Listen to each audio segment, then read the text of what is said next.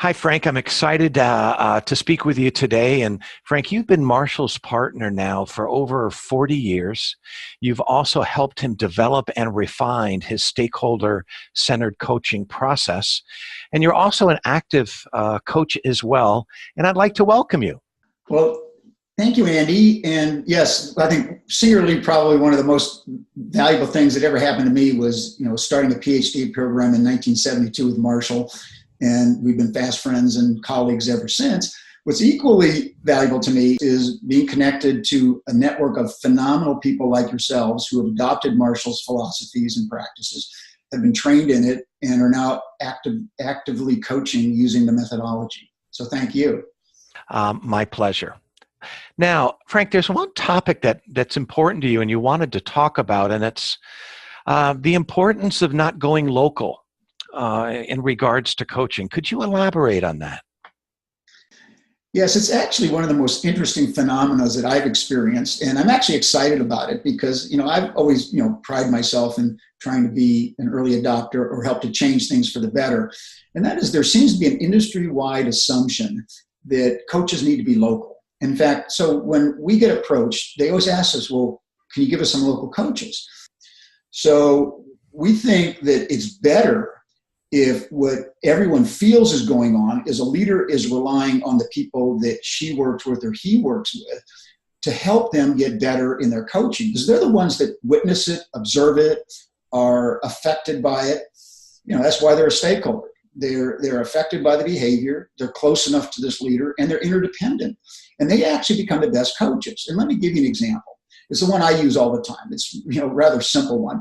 I was working with a leader who was working on listening. Well, I could have helped them develop a nice action plan on how to be a better listener. I mean, I'm very familiar with this material. I've worked with many leaders who have worked on listening. I could cut and paste, right? But I asked my leader to go check in with their people and ask them, how can I be a better listener? So it goes to one of their stakeholders and says, how can I be a better listener? They say, when I come into your office, would you look me in the eye? Now, I would have never come up with that per se. I don't go into their office and see them interacting with their stakeholders. And what was going on was this leader, when the person came in, they had this open door policy. I mean, they didn't work behind closed doors. They were a good person. They were a good leader. And they were very smart. So they could actually multitask. They never took their eyes off their computer screen. Now, they could actually probably better than anyone hear what the person is saying, repeat back what they said, carry on intelligent conversation, and they felt they were listening. But guess what?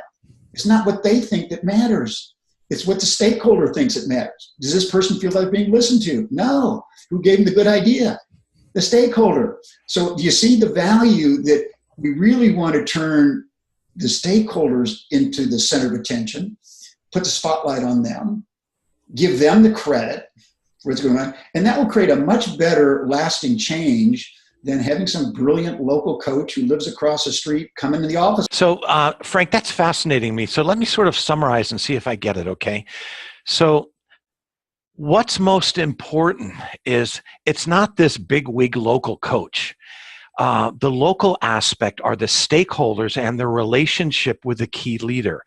And it's the process they go through that helps promote positive behavioral change that sticks over the long term.